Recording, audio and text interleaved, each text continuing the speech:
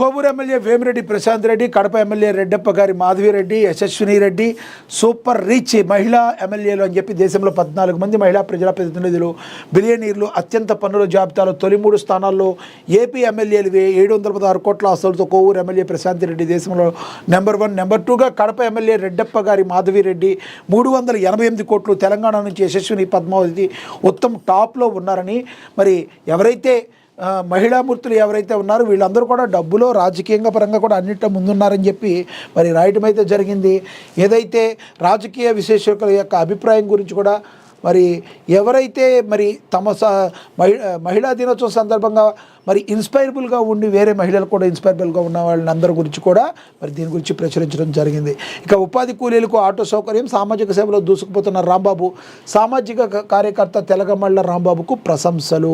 మరి బోధలగుండ గ్రామ ప్రజలకు ఆహ్వానం, కరువు పనికి ఆటో ఫ్రీ అని చెప్పి మరి నడుపుతున్నాడు.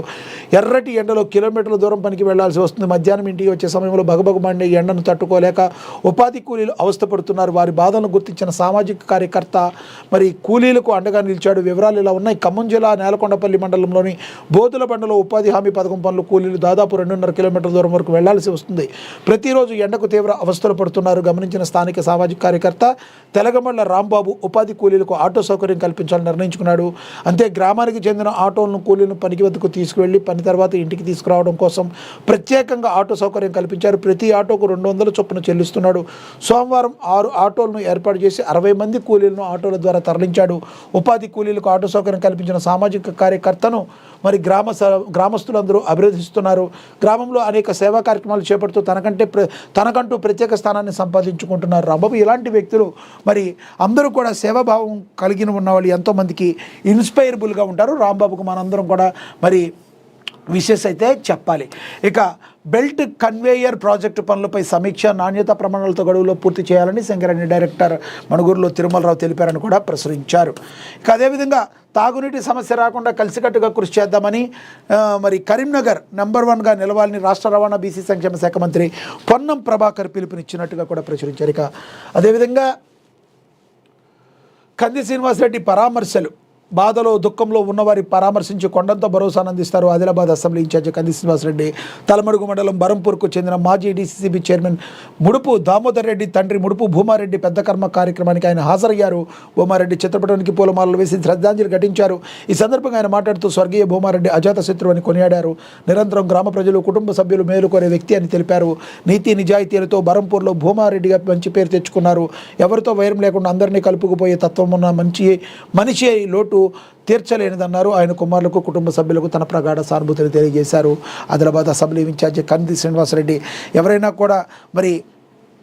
ఎవరైనా శుభకార్యాలకి హాజరవుతారు ఆయన, లేదంటే మరి ఇలాంటి పరామర్శలకు కూడా వెళ్ళి నేనున్నానంటూ మరి చేయూతనిచ్చి మరి ధైర్యం చెప్తారు కంది శ్రీనివాసరెడ్డి. అందుకే జిల్లా వ్యాప్తంగా కూడా చాలా మంచి పేరు తెచ్చుకుని అనతి కాలంలోనే మంచి లీడర్గా ఎదిగారు కంది శ్రీనివాసరెడ్డి. మరి దీనికి అందరూ కేఎస్ఆర్ని సీనన్న అని కూడా పిలుచుకుంటారు అక్కడ. ఇక చర్లపల్లి పారిశ్రామిక వాడలో చిన్న పరిశ్రమల అభివృద్ధి ప్రోత్సాహం, ఎమ్మెల్యే మరి కుషాయిగూడ ఎమ్మెల్యే బండారి లక్ష్మారెడ్డి, అదేవిధంగా బిఎల్ఆర్ చారిటబుల్ ట్రస్ట్ ద్వారా ఎంబీబీఎస్ విద్యార్థులకు చెక్కులు అందించారు. మంత్రి దామోదర రాజనరసింహ అని కూడా ప్రచురించారు. ఇక 30,000 ఉద్యోగులు తొలగింపంట మహేంద్ర, అదేవిధంగా పీసాలో $100 పైకి పశ్చిమాసియా యుద్ధ కల్లోలం, అంతర్జాతీయంగా క్రూడ్ ఆయిల్ 30% పైగా జంప్, దేశీయంగాను రికార్డు స్థాయికి అప్, ఫ్యూచర్ మార్కెట్లో 10,549కి ఎగిసిన ధర అని కూడా ప్రచురించారు. ముడి చమురుల ధర చాలా దారుణంగా పెరిగింది. రానున్న రోజుల్లో ఇదే జరిగితే చాలా దారుణమైన పరిస్థితులు మనందరం కూడా ఎదుర్కోవాల్సి ఉంటుంది. ప్రస్తుతానికి పెట్రోల్ రేట్లు పెరగవు. మోడీ ఒక్క ఫోన్ చేస్తే యుద్ధం మొత్తం అని చెప్పి ప్రధాని నరేంద్ర మోడీ ఒక ఫోన్ కాల్ చేస్తే ఇజ్రాయెల్ ఇరాన్ ఇష్యూ మొత్తం ముగియవచ్చునని భారత్లో యూఏఈ తొలి రాయబారి హసన్ మిర్జా అన్నారు. ఇవాళ ఓ ఇంటర్వ్యూలో మిర్జా మాట్లాడుతూ యూఏఈకి ప్రధాని నరేంద్ర మోడీతో ఉన్న సంబంధాల గురించి ప్రశ్నించగా, మోడీ అంటే గల్ఫ్ నాయకులకు మాత్రమే కాదని ఆయా దేశాల ప్రజల, వ్యాపార వర్గాల్లో కూడా ఆయన చాలా గౌరవం ఉందని మిర్జా తెలియజేశారు. మరి చూడాలి మరి ఎటువంటి స్టెప్స్ తీసుకుంటారనేది. ప్రస్తుతానికైతే పెట్రోల్ రేట్లు పెరగవు. ముడి చమురుల ధరలు బాగా పెరిగినప్పటికీ దేశీయంగా ప్రస్తుతానికైతే పెట్రోల్, డీజిల్ ధరను పెంచే యోచన కేంద్రానికి లేదని ప్రభుత్వ వర్గాలు అయితే తెలిపాయి. ఇక ప్రోటోకాల్ ఉల్లంఘనపై తీవ్ర ఆగ్రహం. రాష్ట్రపతి ద్రౌపది ముర్ము పర్యటన సందర్భంగా పశ్చిమ బంగాల్ ప్రభుత్వం ప్రోటోకాల్ నిబంధనలు ఉల్లంఘించడానికి కేంద్రం తీవ్రంగా పరిగణించింది. రాష్ట్రపతి పాల్గొనాల్సిన సంతాల్ గిరిజన సదస్సు వేదికను ఆమె ప్రయాణ మార్గాన్ని హఠాత్తుగా మార్చడాన్ని తప్పుపడింది. దీనిపై వివరణ ఇవ్వాలని బెంగాల్ ప్రభుత్వాన్ని అయితే ఆదేశించింది. ఇక అదేవిధంగా సినిమా న్యూస్ చూస్తే ఇక ధురంధర్ 2 తర్వాత ఆ సినిమా చేయనున్న సారా, ఒకప్పుడు చైల్డ్ ఆర్టిస్ట్గా అలరించిన సారా అర్జున్ ఇప్పుడు హీరోయిన్గా అదరగొడుతున్నారు. తమ కథానాయకి నటించిన తొలి చిత్రం ధురంధర్ బాక్సాఫీస్ వద్ద ఎలాంటి సంచలనం సృష్టించిందో అందరికీ తెలుసు. అనంతరం యుఫోరియా చిత్రంలో తెలుగు ప్రేక్షకులను పలకరించనుంది. అలాగే ప్రస్తుతం ధురంధర్ 2లో ముందుకు రాబోతుంది. రోమర్స్పై క్లారిటీ కూడా ఇచ్చింది. అలాగే సల్మాన్ ఖాన్కి జోడీగా దక్షిణాది అగ్రస్థానంలో ఉన్న కథానాయక ఎవరంటే నయనతార అని టక్కుని చెప్పేస్తారు. పారితోషికం పరంగా కూడా నయనతార అనే నెంబర్ 1. ప్రస్తుతం ఆ భాష ఈ భాష అని లేకుండా అన్ని భాషల్లోనూ సినిమాలు చేస్తూ సత్తా చాటుతుంది నయనతార. మెగాస్టార్తో ఆమె రీసెంట్గా హిట్ మనశంకర్ వరప్రసాద్ గారు టాలీవుడ్ రీజనల్ సినిమాలో నెంబర్ 1 హిట్గా నిలిచింది.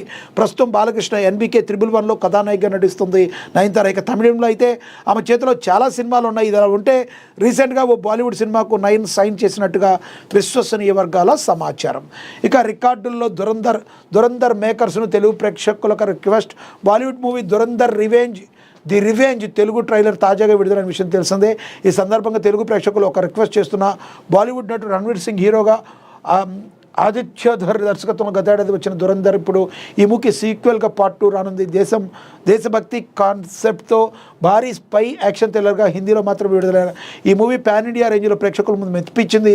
దీన్ని దృష్టిలో పెట్టుకుని ఇప్పుడు ఈ చిత్రాన్ని సీక్వెల్ రూపొందించారు. హిందీతో పాటు తెలుగు, తమిళ, కన్నడ, మలయాళంలో మార్చి 19న విడుదల చేస్తున్నారు. తెలుగు ట్రైలర్ విడుదల తర్వాత టాలీవుడ్ ప్రేక్షకుల నుంచి దర్శకుడికి విన్నపం అంటూ వైరల్ అవుతుంది. ధురంధర్ 2 నిర్మాతలు తెలుగు ట్రైలర్ను ఆవిష్కరించిన తర్వాత డబ్బింగ్ సంభాషణ పట్ల తెలుగు ప్రేక్షకుల నుండి సానుకూల స్పందన వచ్చినట్టుగా కూడా మరి దీనిలో ప్రచురించడం అయితే జరిగింది. ఇక ఆలియా భట్ ఆల్ఫాకు మరోసారి break. Bollywood star heroine Alia Bhatt Sharvari వాగ్లో నటిస్తున్న కొత్త చిత్రం ఆల్ఫా మరోసారి వాయిదా పడింది. ఈ విషయాన్ని తాజాగా చిత్ర నిర్మాణ సంస్థ యశ్రాజ్ ఫిల్మ్ ప్రకటించింది. మొదట క్రిస్మస్ 2025లో విడుదల చేస్తామని మేకర్స్ ప్రకటించారు.